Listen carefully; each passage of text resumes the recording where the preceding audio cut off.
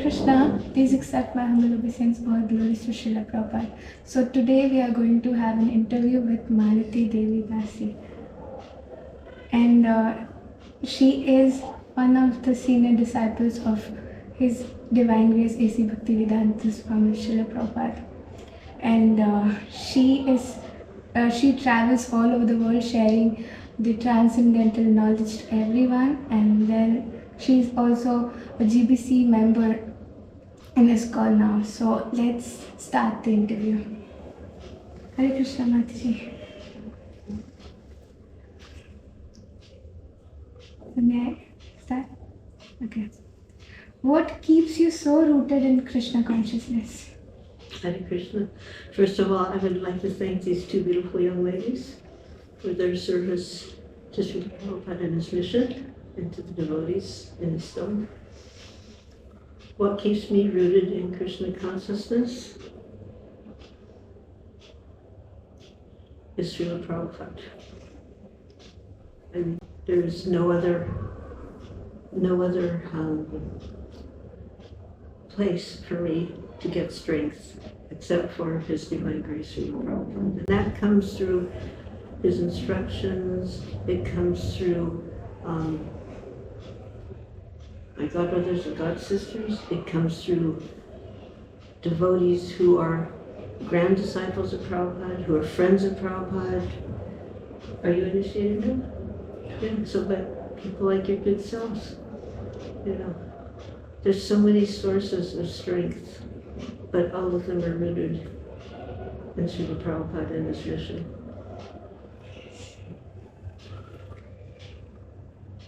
So if you were to share about the most difficult tasks you met, what those would be? The most difficult task that I have met? Well, I have been quite a number of years now in Krishna consciousness, or trying to be in Krishna consciousness. So at different points in time in your life, you perceive things maybe more difficult than at other times in the life. You know. So, as a younger devotee,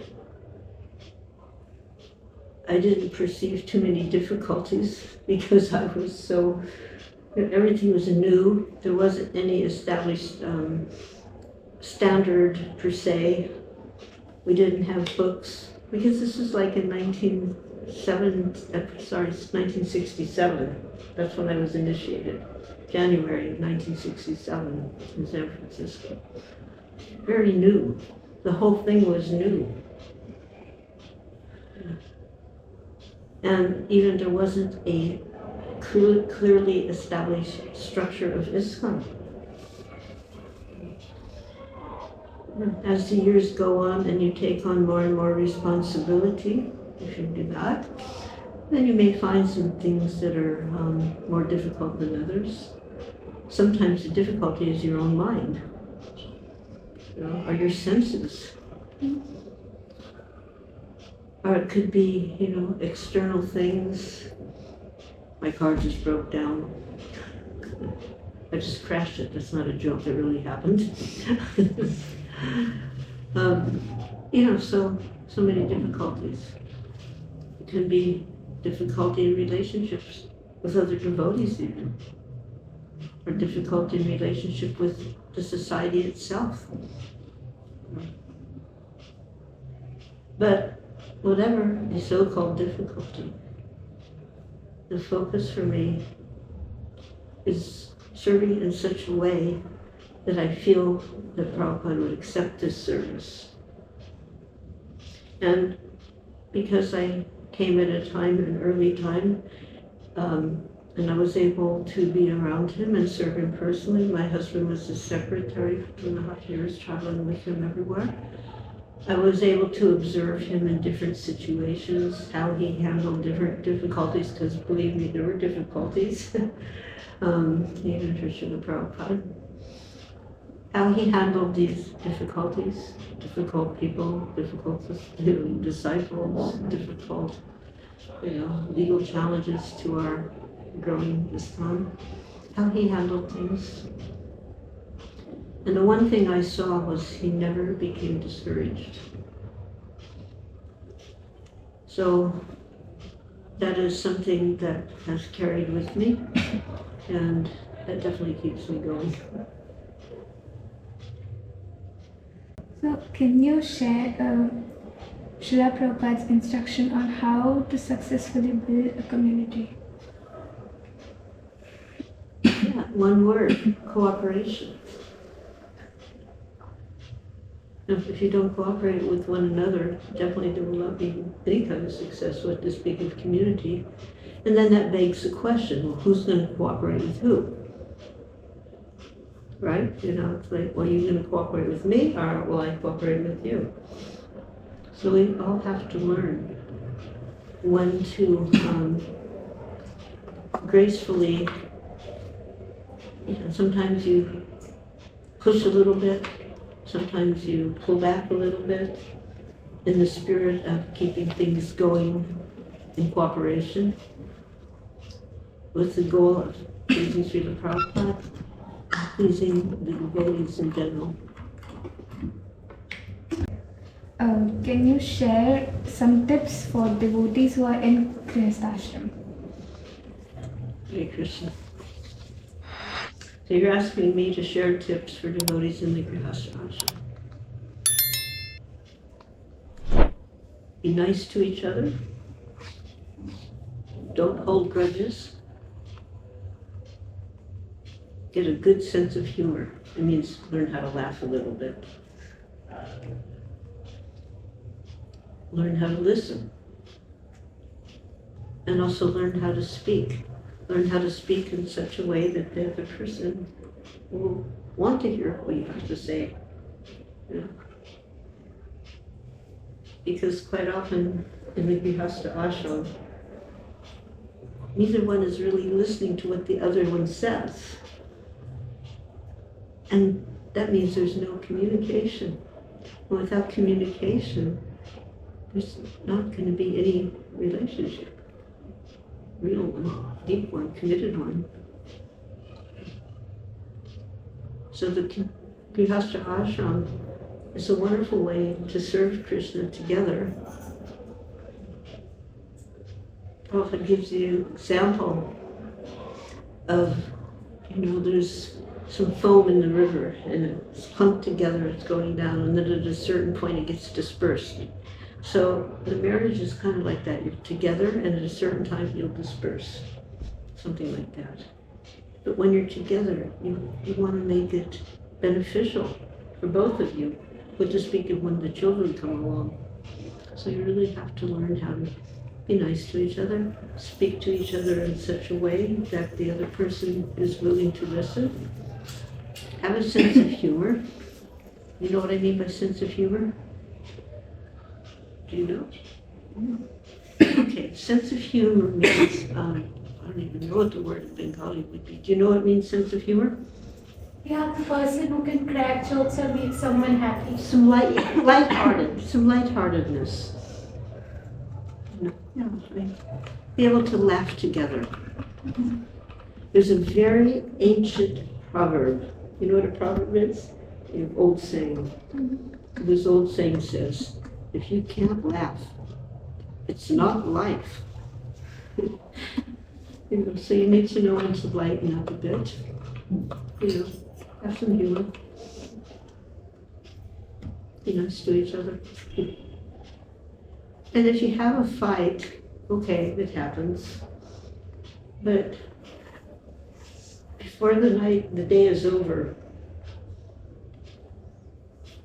offer your humble obeisances to each other. Don't go to sleep with a fight. Go to sleep with some love and affection.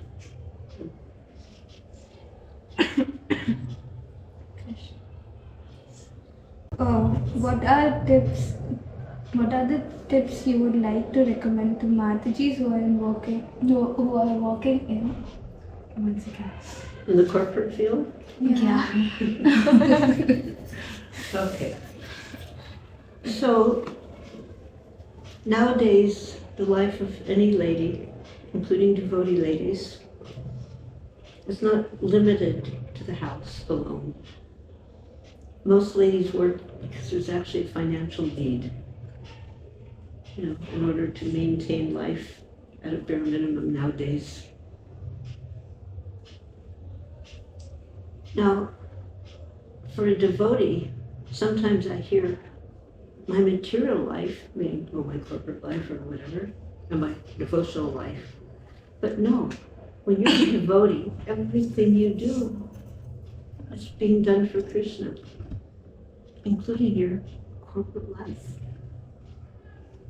So this, when you understand it, so you go to work, you may have to dress up in a certain way. So what? So you do it because you have this job, you have to do it. Like Prabhupada was saying, in general, a lady may be shy, but if you're a dancing girl, when you get on the stage, you have to dance.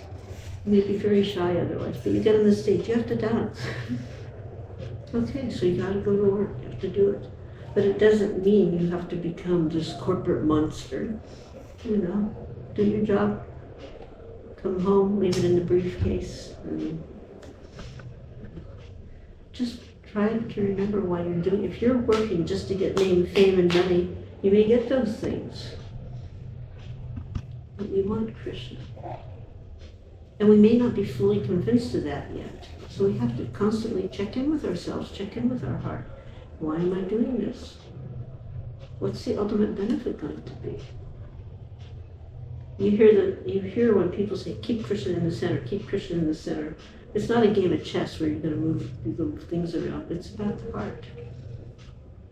And Krishna means his devotees.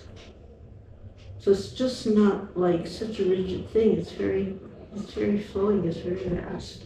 Krishna and his devotees. So even when you're at work, you can see all these people who maybe, if you take the textbook, oh my God, they're demons, they're eating meat, they're doing this, they're doing that.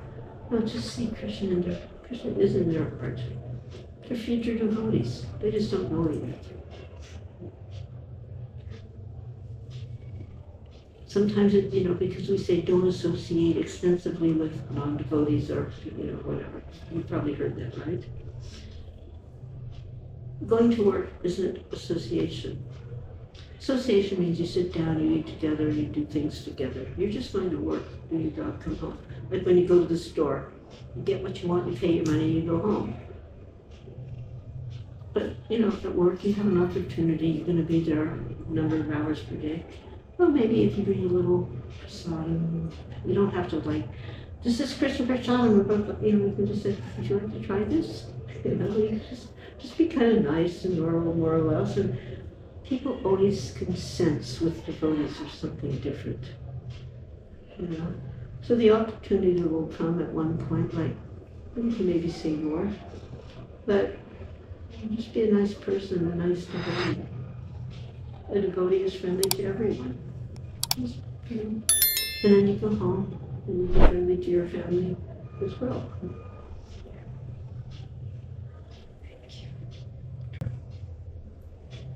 So, what is the main reason for establishing Vaishnavi Ministry? So the main reason was to give a platform for the women to have an ISKCON for the Vaishnavis. First they called it the Women's Ministry, and I never liked that because it was the body ministry. Okay, we're women, but we're not ordinary women, we're Vaishnavis. We're devotees of Krishna.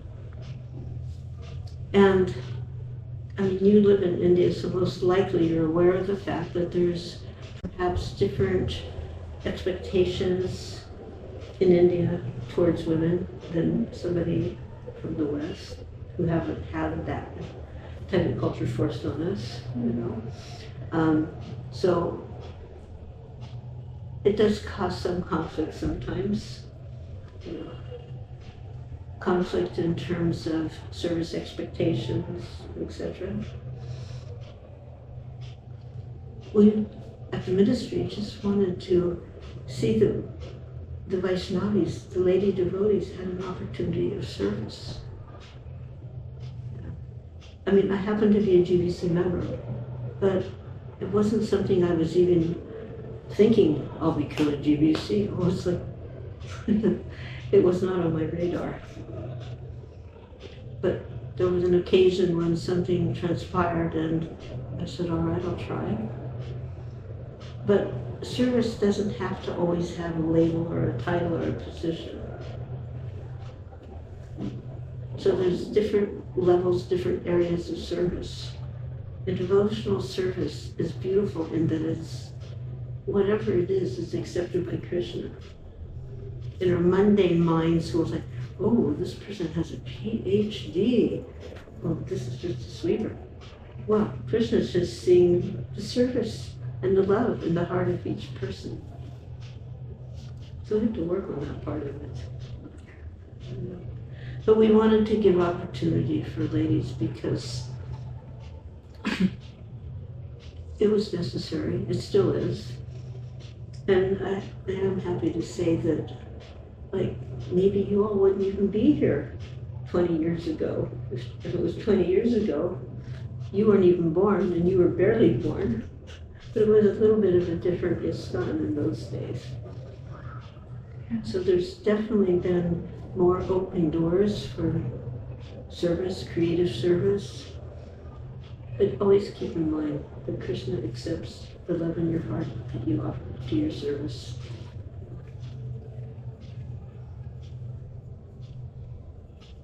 The love is important. Yeah, and we may not have it yet, so we have to work on that. Hare Krishna, Hare Krishna, Krishna Krishna, Hare Hare. What standards and principles are essential for successful community development? Again, Prabhupada's word, cooperation. But it's not a one-way street. If the leaders of these communities are not able to cooperate with the general mood of the community in terms of facilitating their services and only wants to dictate or control, that's not leadership. So the community will not thrive and grow. At the same time, the leader is responsible to make some decisions and carry things forward. But the leader needs to be sensitive to the members of the community and assist them in their services to Krishna. And respect them, all members, not just the ones who agree with him or her. I think that is the most important thing. Can you share some memories of Srila Prabhupada? So many wonderful memories of Srila Prabhupada. Are you familiar with the book, A Bond of Love, Srila Prabhupada and His Daughters? I have. No. Okay, this book is available on Amazon.com. It's $20 US, it's almost 600 pages, and there's 350 interviews with lady disciples of Srila Prabhupada. Short interviews, because it's, otherwise it would be volumes and volumes. In this book, you will hear from the daughters of Srila Prabhupada. So many wonderful stories and interactions between His Divine Grace and His daughters. And there will be devotees who never even met Him in person, and yet have full commitment even to this day. How is that? So whether it's my story or somebody else's story, Srila Prabhupada is the personality who brought us all together with the hopes and opportunity of becoming Krishna conscious. And this Krishna consciousness is something that's very difficult to grasp because we're so fully not Krishna conscious, you could say. It's like, the sponges, right? So maybe there's a little water and the sponge will soak it up, and there's a lot of water, it'll soak it up. But the more water, the more it soaks. So we have to become like sponges for Krishna consciousness. And Prabhupada was so expert in allowing us to soak up Krishna consciousness and engage us. And in my own case, I never felt discouraged by anything that Srila Prabhupada did. Even by some of the activities of Godbrothers, which could have been discouraging, my nature was, okay, if this is in the way, I'll go this way. I'll go around it. You know, like a river is flowing and there may be a big rock. So it'll either go around it, or over it, but it's not going to stop unless they build a big dam. But we don't want to put a dam in our heart. We want to keep the Krishna consciousness flowing. So in so many little ways and big ways, Prabhupada engaged us that way.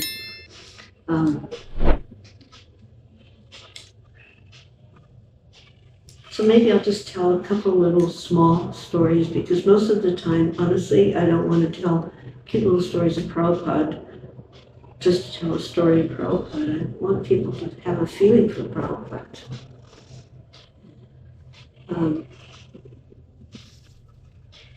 But in those early days in San Francisco, 67, so very new. The movement was just barely started. And there had been 2 initiations, one on Janmashtami of 66, and then one on Radhastami of 66, and then 67 came, January, that's when I kicked in. The first was in New York, and then we invited him to California, to San Francisco.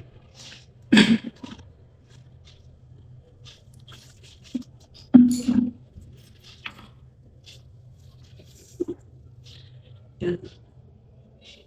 But it was such a shift in our lives. And at first, first things are just new and different, like getting introduced to saris. He never told us, put on saris, you have to wear saris.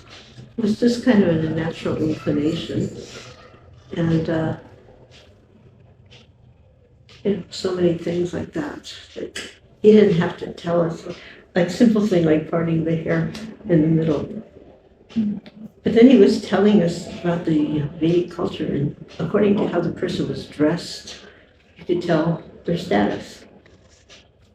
And then he was saying, like if, the hair was parted on the side, I think it was the left side, here's a prostitute. Not in a nasty way, just you would understand what this person was, So we thought, we don't want to be prostitutes, we'll put our hair in the middle, It wasn't something that was written out, we were like, okay, check that off, It was just kind of happening. But these things were more or less external, and the real thing was quite, and still is quite deep. And every once in a while we would get a glimpse of the depth, something like, we're into something very deep. We don't even know, like if you go to a swimming pool, they'll go 8 feet, 6 feet, they'll have a little sign to tell you. This had no sign, but it was very deep. Like one time, myself and another devotee, Malati Devi Mataji, who was the first lady initiated, she was in that first initiation in New York in 66 on Janmashtami. So we're in the kitchen of our little temple in San Francisco. And Srila Prabhupada's rooms were on the 3rd floor above. So facing the street. So we're in the kitchen, which is in the back of our little temple, which is on the ground floor. And the mail came, and we said, there was a letter for Swamiji. So Janaki said, there's an opportunity, we can take the letter up. So we turned off the stove and went upstairs on his door. And Janaki had this really sweet, loving relationship with Srila Prabhupada. No awe and reverence. She would scold him sometimes. Swamiji, you don't do that. So she goes, Swamiji, he answers the door. You got a letter. Thank you. and he's standing there. And she going to read it? So he opens the letter. And he didn't say anything. She said, "Good news, Swamiji? Good news?" And he goes, "Yes. My sister has died." So that's good. We didn't say it, but you can imagine that's good news. And he saw our expressions and he goes, "It's all right. She was a devotee. She went back to Godhead." That was one of those moments like, this is really deep. We're getting into deep water here. But we saw something really beautiful and very deep. Actually, I'll tell another Janaki story. So one time, this kind of crazy hippie girl, and somehow she got in. Like, to get into that apartment for Prabhupada downstairs, you had to get a buzz in. The door was locked. Mm-hmm. So unless you knew the code or unless, had the key, you couldn't get in. You'd have to buzz in. Somehow she got in. Maybe somebody was going in and she just ran in. And she knew where his apartment was. So she gets up there. She's knocking on the door. Now, Janaki and Mukunda were 2 doors down on the same floor by design. So in case he needed anything, they would just be there. So she's knocking on that door, and Prabhupada opens the door, and she pushes her way in his apartment. It was just like a small place. "Swamiji, will you marry me?" And Prabhupada said, "I can't marry you, I'm a sannyasi." And she wouldn't leave. So he left the apartment, his apartment, to go next door to Janaki and Mukunda's apartment. In the meantime, the door shuts. Now he's locked out of his own apartment. So he goes over to Janaki and Mukunda's because they have the extra key. Mukunda's going over to open the door, and Janaki goes, "Swamiji, the next time you leave, bring your key. Never leave your apartment without the key." She's like the mother shaking the finger, Such, it was a loving relationship. She just loved him so much, but more in this, motherly mode. One time, Prabhupada asked the devotees to bring him some dry milk. For us, dry milk means milk powder. But he was referring to koa. You know what koa is, right? Yes. Cooked down milk. So it's dry. But at that point, we weren't aware of that. So they brought him dry powdered milk. So he played around with it. And he made these little white round balls, and he calls Janaki, "Try this." Wanted to see what she thought. And he goes, "Swamiji, these are simply wonderful." And he goes, "Yes, and you are simply wonderful." But these little round balls became known as Simply Wonderfuls. I don't know if have you ever had a Simply Wonderful? No. Oh my God, you have not even started your Krishna Consciousness yet. Just look that up. So they became like a signature. I mean, I can't imagine how you don't know what a Simply Wonderful is. We know, but we haven't. Anyways, should find out. Yeah. So that was, Prabhupada was making the best use of bad bargain, came up with something really good, and then, shared with Janaki, and then she made something. Do you have whipped cream here? I think you do now, maybe. Do you have whipped cream? Yeah. So, back in the ancient days, it wasn't something known here so much, because probably no refrigeration, it requires refrigeration. So Janaki had made this preparation with whipped cream, rice, and some fruit, and sugar. The fruit she used was, I remember, it was pineapple, and she had these like maraschino, they're a special kind of cherry. So she goes, "Swami, try this." And he tasted it, the cream part, and liked it. So, very nice. And what is this? And she goes, "Krishna's surprise." And then that became a staple part of our early feast.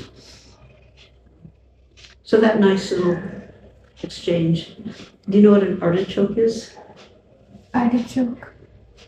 Yeah, well, if you don't know what an artichoke is, the story probably there's these kind of you can get them now in cans or jars, because I see they have artichoke pizzas here.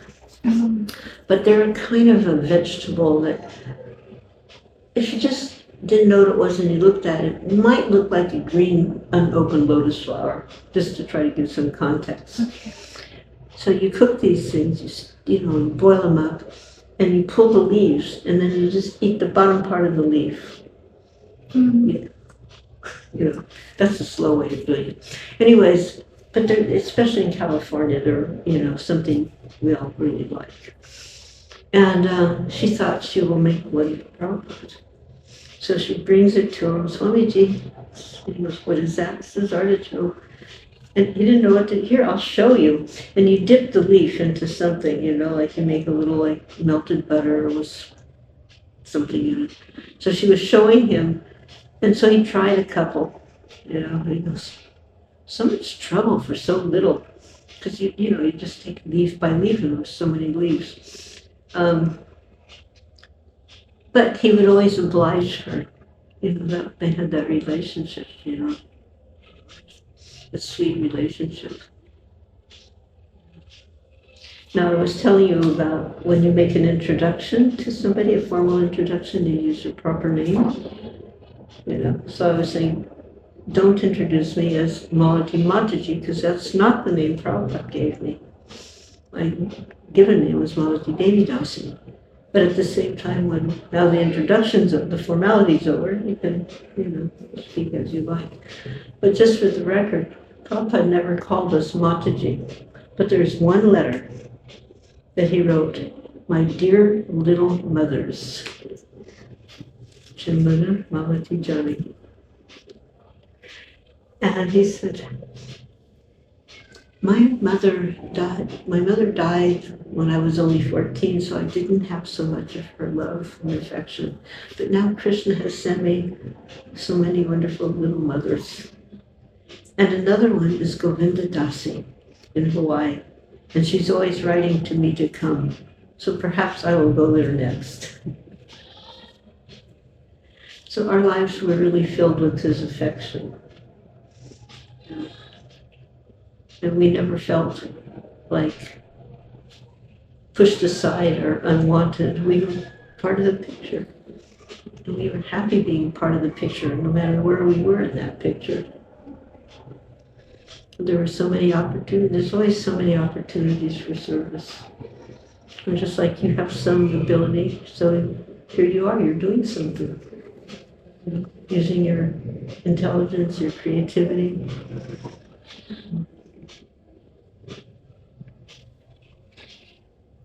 We were feeling like we are there only. Yeah. So, but please remember this book. You can look it up. A Bond of Love, Srila Prabhupada and His Daughters. Amazon.com.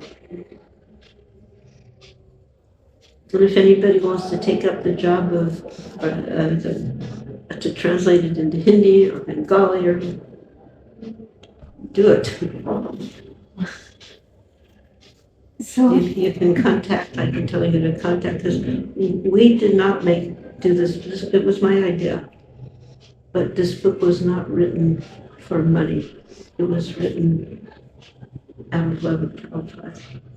And we made it, it's done in such a way that the profit is the ability to glorify Prabhupada and to share our experiences with others. you have observed various devotee communities and what works and why, and what doesn't work and why.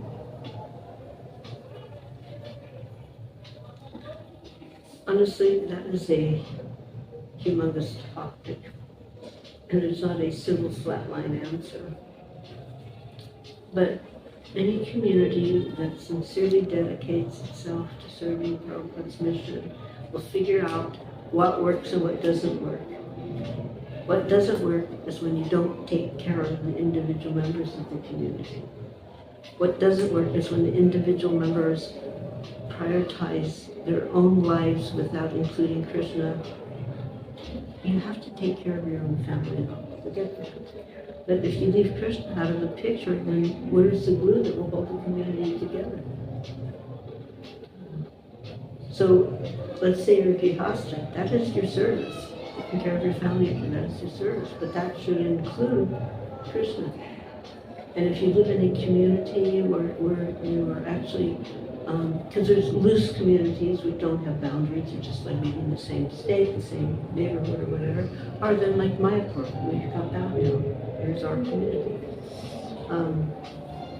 So then when you live here, there should be a sense of responsibility to visibly do something that adds life to the community.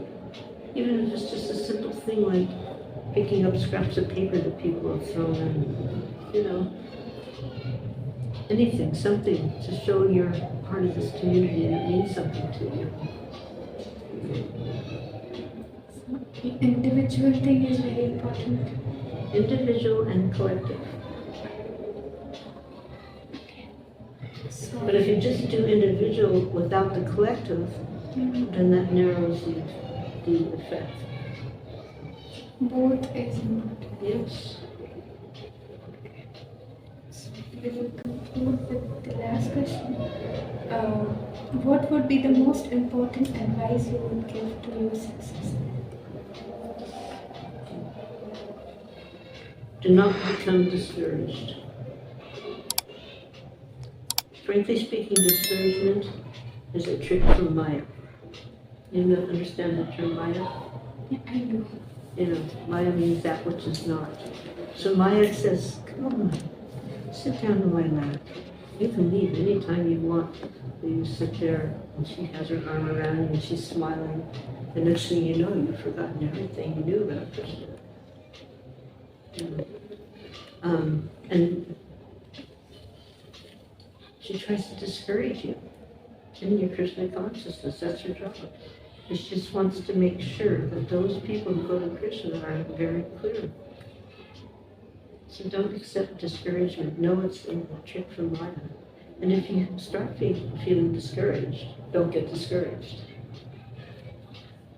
Try to analyze the situation and see what it is you can do to pull yourself out of it. Sometimes there may be something that's like, oh my God, this is going on. What can I do? Find someone you can talk to, and this is where Sangha association is really important. Somebody who is fixed in the Krishna consciousness, shows care and concern for devotees, and speak to them and explain, I'm feeling discouraged right now. And can you help me? Discouragement due to Vaishnava aparadha is very... Well, first of all, it has to be real aparadha, not just because really, a lot of times people with good hearts and good intentions, they let aparadha stop them from taking care of problems. Oh, I don't want to offend anybody. In the meantime, there is a problem. So there's nothing wrong with identifying a problem, because that's how you can take care of problems successfully. But if you hide behind the aparadha, you're not going to get to the point of being able to eliminate a problem. So we have to be careful how we use that aparadha. We definitely don't want to offend devotees, but neither should we allow devotees to be offended by others who are not properly behaving themselves. Thank you. For giving us this opportunity, like we are doing it, and you gave us this opportunity to see you, to sit here. I don't deserve it. Thank you. Hare Krishna. Again, I'm very happy to see wonderful Vaishnavis engaging in the service of Krishna and Prabhupada and his mission. And I wish you both and all of you a very wonderful Krishna conscious life.